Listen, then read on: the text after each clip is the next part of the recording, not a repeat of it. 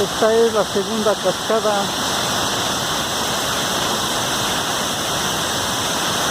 la que estamos viendo, en la cual se divide en dos. Esta es más chica.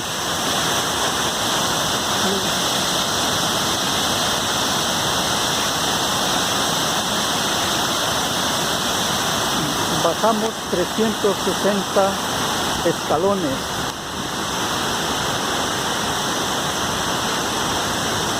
Ve la brisa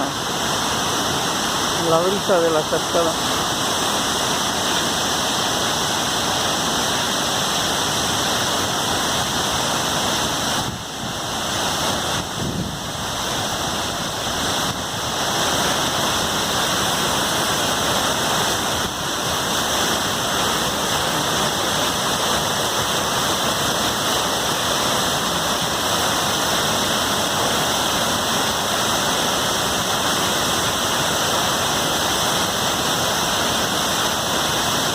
Cascada de Zacatlán.